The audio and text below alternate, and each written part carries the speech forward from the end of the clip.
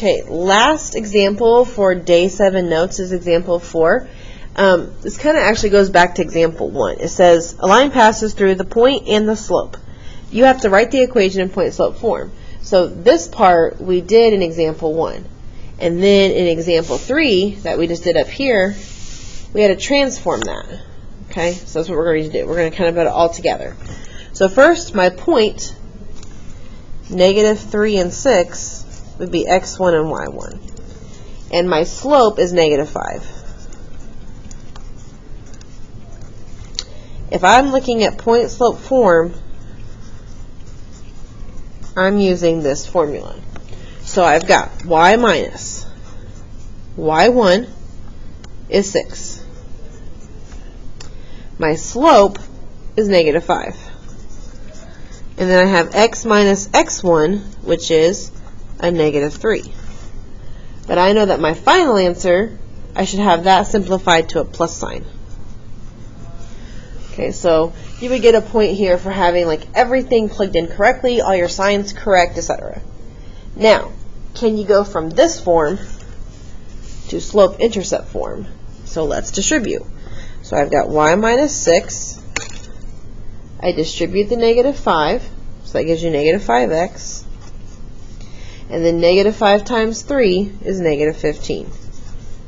It is really important that you change that sign there to be positive, and then when you multiply by -5, you get the -15.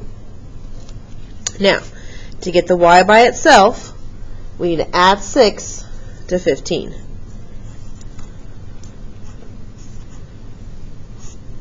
Okay? So we've got y equals, bring down the -5x, combine these, so they're different signs, so you're subtracting. So -15 plus 6 is a -9. Okay, and then lastly, going from slope-intercept form to standard form, we got to move this x to the other side. And so we're going to add 5x to both sides. Normally I would cross this out, but I don't want to cross out this part because this is the answer here for slope-intercept form. So pretend we cancel these out, and then we have y equals, nope, so sorry, we have 5x plus y equals that -9. Okay, and in example B, same idea. We've got our point, x1, y1. We have our slope, which is 4. And we're going to plug it into this formula, which is point-slope form. So I've got y minus y1 is a -5. So I can make that a positive 5. Slope is a 4.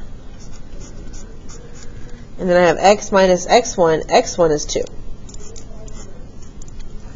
So now, to go from point-slope form to slope-intercept form, I need to distribute. So 4 times x is 4x. 4 times -2 is -8. Then we subtract 5, and we get y equals 4x. And then here, we're going to add these together and keep the negative since they're both negative. So that would be a -13. And then lastly, to go from slope-intercept form to standard form, we want this x on the other side with y. So we're going to subtract it to both sides. And I get -4x plus y equals that -13.